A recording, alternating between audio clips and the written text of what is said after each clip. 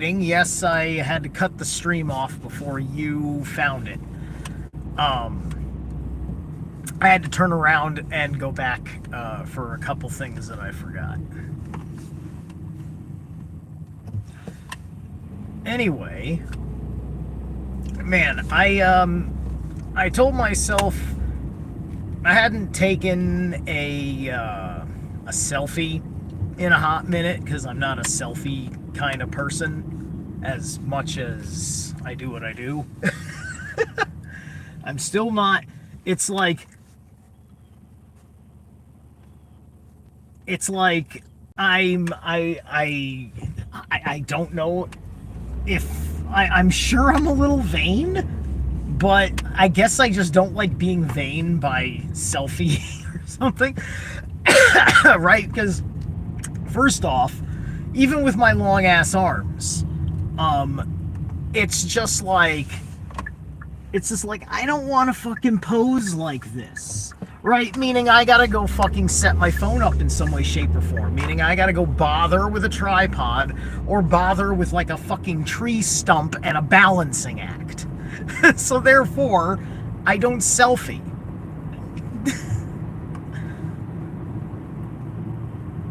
Women, I think, love to selfie because they are demonstrating the world they live in. Right? I am the center of this world that I live in. And I like I like that stuff. I like seeing that. Right? That's just like, it's a goddess projection or a Jotun projection also, right? Because many Jotun are fair spirits. Right? So that's the it makes these characterizations between what's a goddess and what is a female Jotun, it makes more sense when you comprehend what's going on there, right? Look, the Norse mythology is very fucking simple. It's poetic, right? It's just fucking poetry, right? It's literally just poetry, right? And it is the content of it can be then used under multi-layer of context because there's a certain primal purity to the storytelling. Like you feel the primal purity of the storytelling. The same thing with Celtic mythos, the same thing with African mythos, right?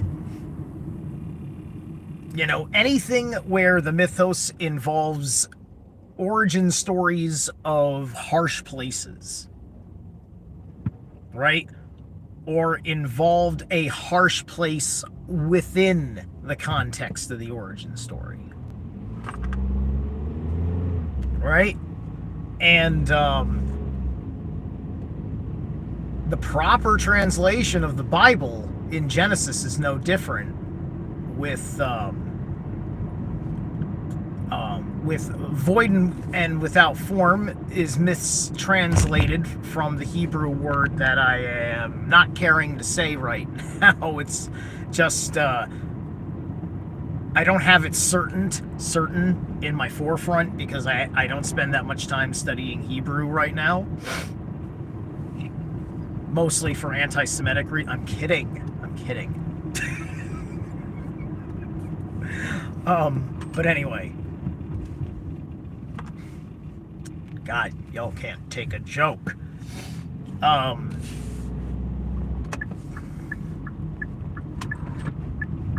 pretending that somebody out there was offended. I see. I must have tripped the algorithm when I nearly said anti-Semitic, because now people are starting to pour in. He said the word. Let's send some bots to give him shit. How's it going, Eric? How's it going, Eric? Which Eric are you? I know a handful of Erics, and Some of them I haven't talked to in a long time, and I need context, unless we've never met. You're not a wrench, meaning that I haven't seen you around here. You have to be around here for a hot minute, and then generally I get a sense of your psyche, and I'm just like, all right, this guy's psyche checks out. I'm gonna give him a wrench. From the chat groups. Yeah. Killer. I will be on with Stein and the Alaskan Ulfidnar at 6 o'clock talking about, the proper meaning of a shaman and why I insist that I am not one, but am perfectly happy to be a magician who may be wise enough to be called a wizard. But I've certainly still been a fool. And regardless of whether I think I'm right or wrong about a certain thing, it's hard to say it sometimes because it looks like it is an endorsement of trust. Because I'm commenting on the stage and I'm not trying to cast judgment on the characters. So when I see good things happening in government because of the people and the consciousness going in an agreeable way to me that I think is part of biospherical regenesis, as in helpful in the bigger picture of healing us out of the dark fucking shit and giving more strength to our side at the very least, moving in the right direction for future generations to continue to win the war, right? I don't think we lose the war because we died and the bad guys are still here when we taught our children well. I think that makes sense to everybody. Hey, what's up, Christy? But yeah, no, so I was talking about the selfie thing for a reason, because, I took a cool little selfie, right? And I can, I can tell it's not super great with a shirt off yet. But as far as this hanging skin issue, my regimen with these supplements and torturing myself with hard scrub brushes is getting down all this skin from my weight loss and, getting me to look like something. And so I posted that on Instagram, and yeah, I'm feeling rather beastly. And so that's the original reason why I came on, was to kind of just share a progress report on my personal development, in what is, it's a superficial report. I'm just talking about basically how good my skin looks, right? But the abs that I do have, I would like to have proof of life. I need to see them. I need to see my children. They've been held hostage by obesity.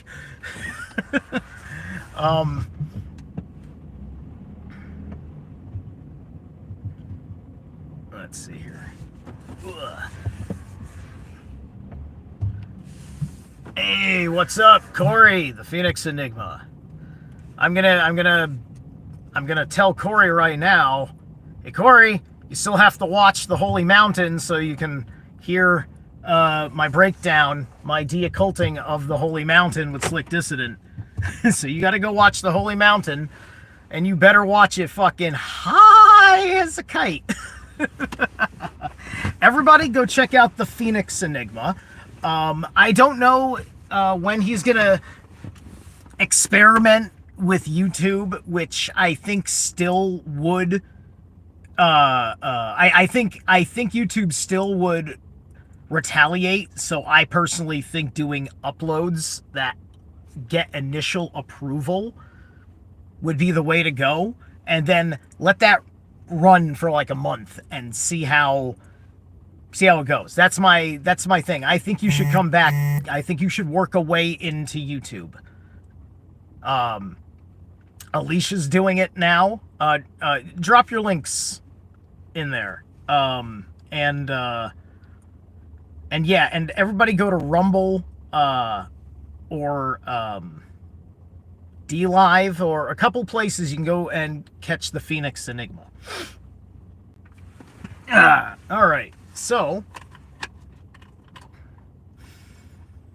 yeah. So I've been exfoliating like a madman, and I've been taking these supplements for skin elasticity as such, and I definitely feel it. I just bought a new pair of pants, and I'm still a size 29, which is awesome because, you see, I finally got over 180 pounds this week. I think I'm over the target. I think I'm at 179-ish. But I just had a big breakfast. And I'm gonna go do a workout. The point is that I seem to be getting up in the weight ranges I wanted, but the belly is still going down. And I'm still a 29 waistline. I've been a 29 waistline. I usually can't find 29s, and I certainly can't find 29s that are a 30 long, or maybe even a 29 long. I'm pretty short, right? I don't I don't pretend. Like it's just like, yeah, I'm 5'6", so you're not gonna be height impressed with me. For me, I'm a fucking performative model, as well as I have some fucking brute force. But anyway, yeah. So I'm going through this development here, and there's a tremendous amount of things that are holding people back in the world, right? And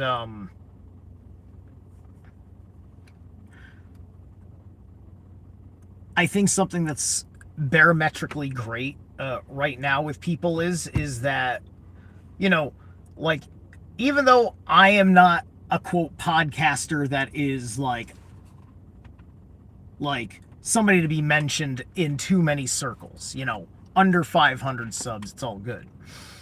But the fact that the person who is the face of your favorite YouTube channel or whatever, is perhaps an evolving human being in their own right?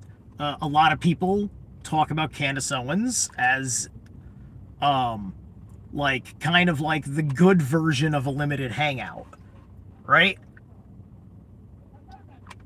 And she's probably not a limited hangout. She's probably trying to fucking find the right way to have this fucking conversation after everybody called her a white supremacist.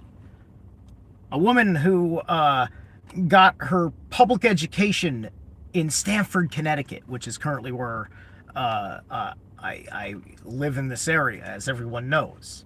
So I know exactly what kind of fucking African-American life as a woman she lived under. I've met a bazillion fucking black chicks from Stamford.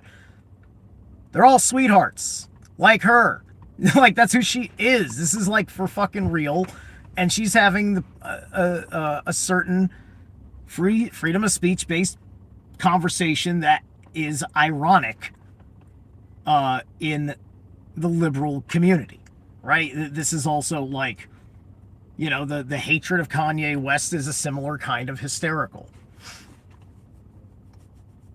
right? But what we're seeing here is that human beings almost manifesting a need of novelty, right? It's now we're interested in people that do change. What was driving me fucking insane about consciousness since 9/11 was that everybody's fucking whoever they were as a successful fucking marketing model for a fucking character of their life.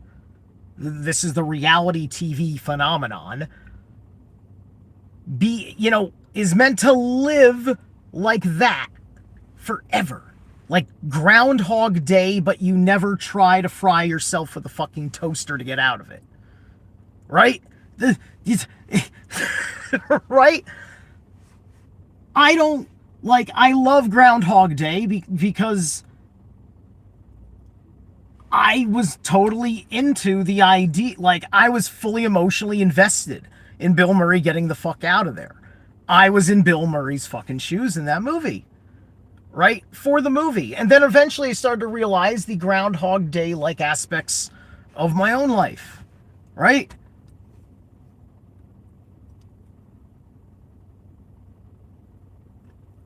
And in modern parlance, we talk about, breaking pattern. Neo in the Matrix, doing something new. Novelty. Novelty is practically the element of freedom in a sense, like your personal pursuit, right? I look at myself in the mirror. I am novel to who I was 5 years ago. So I am living in a personal level of novelty. I've been listening to a lot of fucking Cliff High. A lot of Cliff High. And his vernacular is very, very... It's very good. There's a lot of good stuff going on there. But I got to run in my particular way with it because I got temple teachings.